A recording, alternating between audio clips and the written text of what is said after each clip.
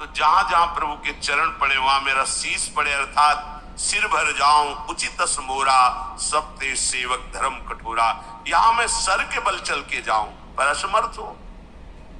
तो आप कह रहे हैं पैर में छाले पड़ गए, आप सवारी में बैठ जाइए, ऐसा नहीं हो सकता। तो अपने प्रभु के दर्शन करने के लिए जब जाए तो हो सके सामर्थ्य हो तो पादुका न पहने, कोई खड़ाऊं चप्पल जूता आदि ना पहने। अगर पहने तो बस सीढ़ी तक ही पहन कर जाए, ऊपर सीढ़ियों के नहीं। इतने सुकुमार मत बनो, ये आग में जलाया जाएगा शरीर, ये गाड़ दिया जाएगा शरीर, इससे ज्यादा प्यार ना करो। दूसरा,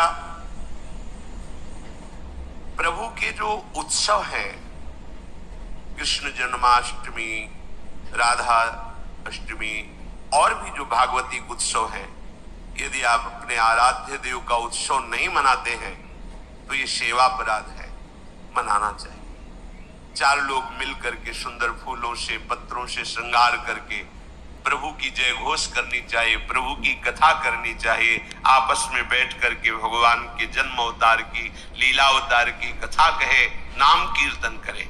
अगर ऐसा नहीं करता तो ये अपराध है। तीसरा, प्रभु या गुरुदेव के सामने जाकर प्रणाम न करना, ये अपराध है। जय बार सामने जाए तय बार प्रणाम करें।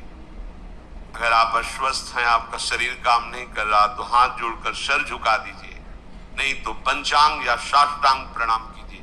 जय बार गुरुदेव से मिले, जय बार प्रभु के श्री विग्रह के सामने जाए तय बार प्रणाम करें। अगर अपनी कुटिया में भी प्रभु विराजमान है तो जय बार उनके सामने, इससे दासत्व पुष्ट होता है, प्रभु की कृपा प्राप्त होती है, प्रणाम करें।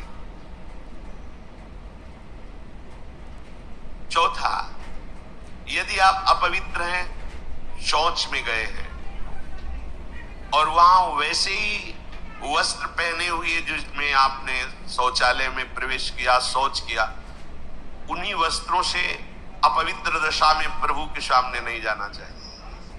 इसीलिए हमारी बुद्धि मलिन हो जाती है, कोई सिद्धांत समझता ही नहीं।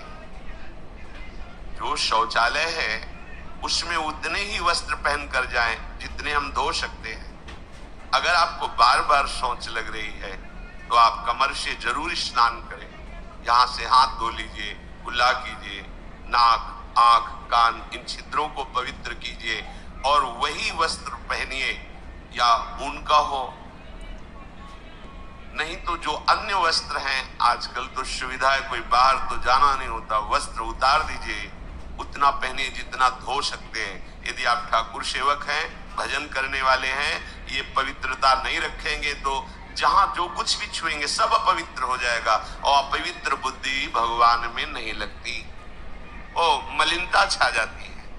अब ये आज का जो नया समाज है, शास्त्र पवित्रता को जानता ही नहीं है तो स्वीकार क्या करेगा, और बिना पवित्र हुए हमारे विचार पवित्र नहीं होते। इसलिए कभी अपवित्र दशा में ठाकुर जी के सामने, श्री विग्रह के सामने जाना, सेवा सामग्रियों को छूना, ये अपराध माना गया है। प्रभु के सामने या गुरुदेव के सामने जाके ऐसे करना, एक हाथ से प्रणाम करना, ये सेवा अपराध माना गया है। दोनों हाथ भगवान ने दिए, दोनों को जोड़िए, दोनों को जोड़कर सर झुकाइए, इससे तुम्हें कृपा प्राप्त होती है प्रभु की। प्रभु की कृपा का क्या स्वरूप है? नाम में प्रेम होने लगे, जितेंद्रियता आने लगे, हृदय पवित्र होकर सबके सुख भावना में मगन होने लगे, ये प्रभु की कृपा। छठवां, जब हम प्रभु की परिक्रमा करते हैं तो परिक्रमा करते समय प्रभु के जब सामने आवे तो उनको प्रणाम करें। प्रणाम किया, फिर 4 परिक्रमा हमारे प्रियालाल की होती है। कभी सामने परिक्रमा नहीं करनी चाहिए, जैसे सामने खड़े ऐसे घूम जाते हैं सामने, नहीं, ऐसा नहीं। प्रभु के सामने ऐसे नहीं घूमना, वहीं खड़े खड़े घूम गए 4, ऐसा नहीं। प्रभु को दाहिने करके प्रदक्षिणा।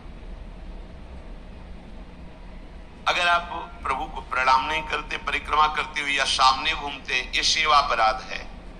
7वां, प्रभु के सामने गए मंदिर में और आप पैर फैला के बैठे, सामने ऐसे पैर फैला लिए, ऐसे फैला के बैठे, ये अपराध है।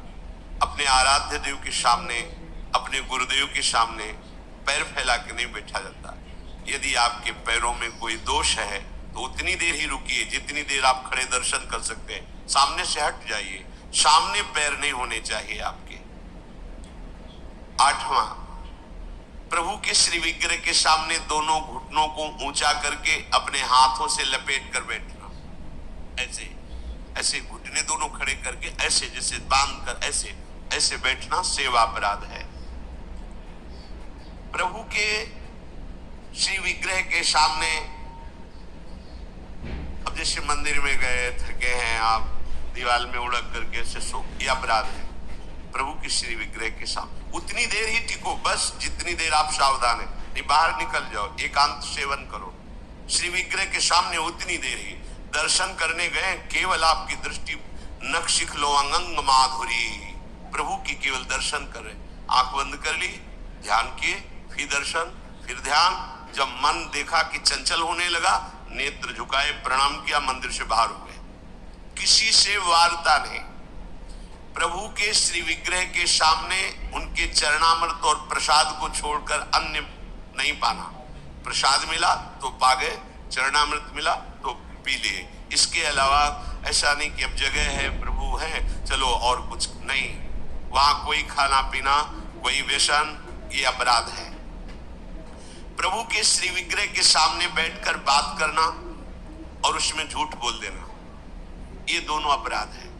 प्रभु के दर्शन करने के लिए जब जाइए तो बोलिए मत किसी से, और कैसे हो, क्या है, कुछ नहीं, शांत, राधा राधा राधा, यह बात करें। बाहर हम दर्जी जन, बड़ा जन है, हमसे बात कर रहा है, उसको कैसे कहें कि आप हट जाइए। तो जितनी बात हो भागवती को और सत्य हो, क्योंकि वहां सत्य साक्षी देने की नहीं, प्रभु विराजमान है, वहां का झूठ तुम्हारे पुण्यों को नष्ट कर देगा। पहले भी जब कोई बात सत्य कहलानी होती थी तो कहा जाता था मंदिर में चढ़ के बोल दो, फिर हम दोबारा तुमसे नहीं पूछेंगे। वो हाँ चलो, तो मंदिर में बोल रहा है मतलब सत्य बोल रहा है। प्रभु के सामने झूठ बोलना या अन्य वार्ता करना, ये अपराध है।